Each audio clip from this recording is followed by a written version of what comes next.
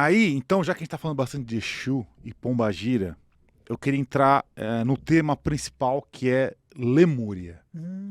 Tá. Que é aí que a coisa fica diferente.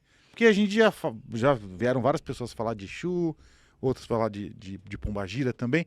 A gente queria entender essa sua interpretação e esse seu entendimento através dessa entidade que você se relaciona. Então, explica pra gente a relação disso tudo. Tá.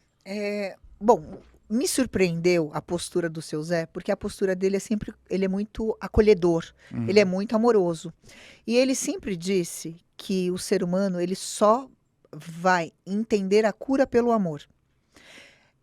Para mim foi difícil. Como um Exu fala de amor? Eu ainda tinha muito preconceito e não estava entendendo isso. Uhum. Quando eu fui entender um pouquinho sobre esse ser que é lemuriano, eles estavam provavelmente num estágio tão avançado que eles liam pensamento, eles curavam pelo amor. Eles foram provavelmente destruídos pelos Atlantes, né? Tem algumas lendas que falam sobre isso. Mas, de qualquer forma, a ideia de resgatar dele é resgatar pelo apelo principal do ser humano encarnado, que é o amor. Então, o processo de evolução que ele cria para trazer as pessoas com ele ou para resgatar é através desse movimento amoroso. E foi assim que ele me recolheu, porque, como eu disse, a minha história foi muito difícil, de eu ter saído de casa, de eu ter vivido experiências complicadas. Eu saí de uma família abusiva. Então, assim, eu apanhava muito dentro de casa. E eu sempre, na minha cabeça, eu tinha que achar uma forma de sobreviver, porque eu ia sair, eu tinha que sair. Na minha cabeça, eu não ia sobreviver muito tempo apanhando daquele jeito. Então, antes dele trabalhar comigo, ele trabalhou em mim. Então, ele me fez entender. Por exemplo, eu era uma pessoa que eu odiava abraçar as pessoas. Eu não era uma pessoa amorosa, eu era grosseira. Eu acho que eu estava sempre numa defensiva. E ele me transformou porque hoje, dentro do terreiro, dentro do que eu faço, eu sou a mãe acolhedora. Aí você fala, você faz isso porque você tem que fazer? Não, porque eu sou assim. Eu me transformei nisso, mas eu me transformei a partir dele. E ele traz as pessoas para curar esta alma, porque é a partir disso que você vai construir a tua história. Você nunca vai construir uma história baseada nas tuas defesas. As tuas defesas são sempre negação. E tudo isso ele me passou através de sabedorias. Por exemplo, nos textos que estão aqui no livro, eu conto como eu entendi a situação e ele conta como ele entendeu aquela situação. Por exemplo, eu tive um caso onde eu fui sequestrada. Então, eu parei o carro no semáforo e aí os ladrões entraram e me mandaram para o banco de trás. E eu estava em pânico. Ali na hora eu falei, que bom, eu tenho um Exu. Eu virei para o lado, ele estava sentado do meu lado. E eu falei assim, me tira dessa situação. Ele falou, eu não posso. Eu não posso. Porque eles estão armados e eles podem escolher matar você. E é você que vai escolher se deve morrer hoje ou não. Eita. Eu falei, poxa, você me deixou na mão. Ele falou, eu tô aqui para te dizer que você tem escolha, mas é você que vai escolher. E eu escolhi. Na hora que ele disse que ele não podia fazer nada, eu só cruzei a perna, encostei o corpo para trás no banco. E o ladrão falou assim: olha, eu tenho tantas balas, uma para você e o resto para a polícia. Eu falei: pode dar para eles que eu não quero. Aí o ladrão, mas por que você está falando isso? Eu falei: você não falou que ia dar certo? Tudo ia dar certo? O ladrão não tinha falado nada. Ele falou: tudo vai dar certo se você ficar quietinho. Eu falei: pode deixar que eu vou ficar. E aí foi até um shopping para tirar dinheiro no caixa. E depois me trouxe de volta, me deixou ali mais ou menos no mesmo lugar que ele me sequestrou. E em algum momento o ladrão falou para mim assim: você é polícia? Eu falei: não. Ele falou: por que você tá calma? Eu falei: porque não tenho o que fazer. É você que vai decidir o que eu vou fazer hoje. Aí ele falou: não, você é uma pessoa bacana. Que pena que eu sou ladrão, senão eu ia querer ser teu amigo. Eu falei: agora não dá, né? Agora deu ruim. Mas a gente tem a ideia de que tudo está ali para fazer a escolha que nós devemos fazer. Às vezes a gente se coloca em condições de terror porque a gente escolheu. Pensa, eu poderia ser agressiva, tanto que depois eu fiz uma denúncia na delegacia e falaram que tinham, no mesmo lugar, tinham sequestrado uma moça e quebraram todos os dentes dela. Eu pensei, ela deve ter gritado, xingado, agredido o cara. E aí ela foi agredida também. Então, assim, o que você dá, volta. Não significa que isso vai ser 100% o tempo todo, mas a grande chance da energia que você está reverberando voltar para você é imensa. Eu falei, tudo vai dar certo, vai dar certo. Não tem o que fazer. Eu estava nas mãos deles. Por quê? Por quê? Quando você tem medo de voar, você reza por você e não pelo piloto. Não é ele que está te conduzindo? Porque quando você vai fazer uma cirurgia, você reza por você, pela cirurgia, e não pelo médico que está cuidando de você. Você está na mão do outro. Então, assim, essas coisas foram conhecimentos passados através desse espírito. Ele me fez entender que nós não somos uma ilha. A gente precisa interagir com esse outro e o que você dá volta para você de um jeito ou de outro. Às vezes você vai dar só amor e talvez não volte só amor, volte algumas outras coisas. Ok, mas é melhor do que só agressão, do que só confusão. Então, os lemurianos, eles não tinham necessariamente uma defesa de guerra. Por isso que eles foram extintos. É assim que eu entendo um pouco essa história. Ele falou muito pouco, mas ele me falou do propósito dele aqui, que era um propósito de resgate. Ele tem um jeito totalmente diferente de lidar com as pessoas. Ele faz uma leitura da alma, não é o que você diz para ele, é o que ele leu em você. Às vezes as pessoas chegam para curar uma coisa e ele vai naquele assunto que a pessoa às vezes não teve coragem de dizer. E as pessoas saem, elas choram, elas se desconstroem. E ele desconstrói mesmo, porque a partir daquilo a pessoa vai ter uma nova chance. Ela conseguiu soltar alguma coisa ali. E ela saiu com aquele espaço para criar o novo a partir dali. Então, assim, eu não conheço outros espíritos que falam, eu sou lemuriano, eu venho da...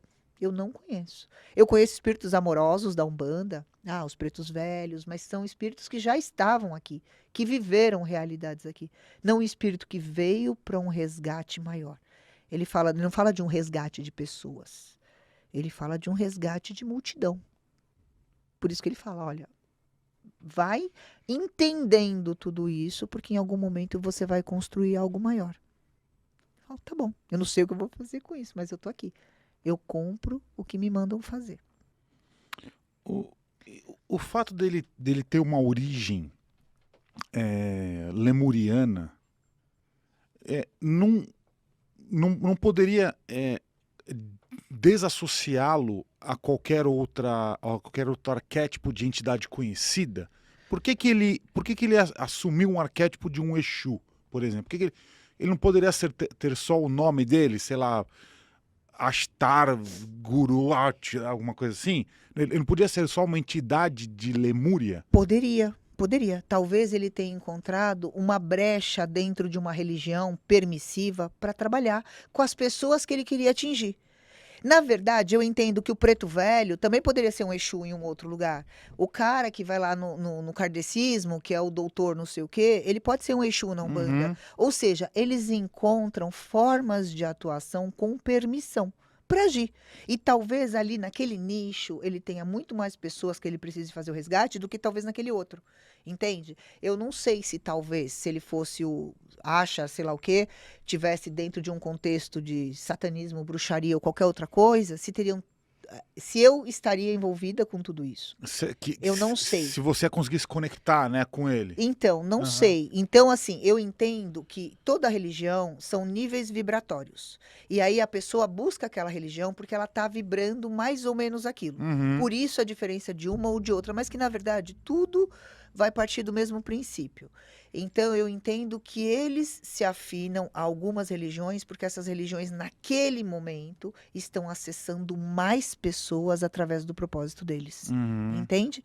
E que tanto faz da onde eles vêm. Eu entendo que tem muito ser extraterrestre, e sei disso, porque eu já tive alguns casos, seres extraterrestres que se relacionam com pessoas no sentido de guias, ou de entidades, ou de orientações, e eles acham uma porta para trabalhar através de uma religião que as pessoas aceitam. Uhum. Né? Por exemplo, quando você tem uma obsessão de um ser interplanetário, é muito difícil, porque o campo de vibração dele você não limpa com descarrego. Ele atua em outros níveis, como se a carga ficasse num campo externo. Quando você tem um ser de um planeta, ele traz um conhecimento, ele se conecta ao teu mental. Então, eu já vi pessoas serem dementalizadas. Assim, por exemplo, eu conheci uma médica, nossa, dona de um centro cirúrgico grandioso, um hospital day, o marido, os filhos, maravilhosa, maravilhosa. Um dia, ela fez uma cirurgia, ela deitou na maca para descansar, porque ela ia ter outra coisa para fazer, e quando ela acordou, ela não era mais ela. E me chamaram para resolver, para ir conhecer esse caso. E eu falei, cara, eu tô diante de uma coisa que eu desconheço, que eu nunca vi. Seja lá o que for, dementalizou essa mulher. Ela era casada com um ortopedista que também trabalhava na clínica dela. O cara assumiu a clínica. Ela está até hoje, isso tem uns 20 anos. Hum. Ela está até hoje dementalizada. Eles tinham dinheiro para levar ela para fazer tratamento em qualquer lugar. Ninguém descobriu o que era. Ninguém descobriu o que era. Mas quando você diz dementalizada, o que ela virou um vegetal? Ela A virou, consciência sumiu? desapareceu. Ela dava aula numa faculdade de medicina. Ah, Capaz até de quem estiver escutando e conheceu essa pessoa vai ah, saber do que eu estou falando. Ela dava aula numa faculdade de medicina. Ela tinha a clínica, o Hospital Day, uma mulher muito bem resolvida, casada, com filhos, bonita, uma mulher bonita. Ela deitou e quando ela acordou, ela não era ela, e ela não é até hoje. Hoje, ela pinta quadros.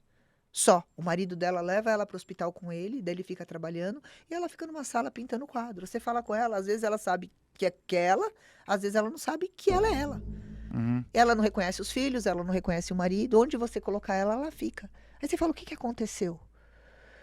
E aí, eu fiz uma, na época, né, eu perguntei para um monte de pessoas que eu conhecia como agir naquela situação. Me falaram que isso era uma situação de obsessão extraterrestre.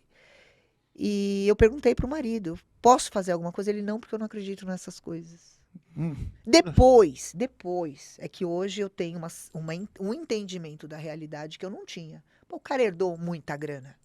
Para ele Ah, ficou muito conveniente, né? Tudo muito lindo. Então, assim, você, com o teu cuidado, com o teu amor espiritual, você quer resolver uma situação que talvez alguém não queira. Então, tem lugares que você não vai entrar. E ele não me deixou entrar. Em nenhum momento ele deixou benzer, deixou fazer um trabalho. Quem me chamou para ajudar eram alunas dela, que viram aquela situação e falaram: não existe um negócio desse. E a mulher está lá até hoje.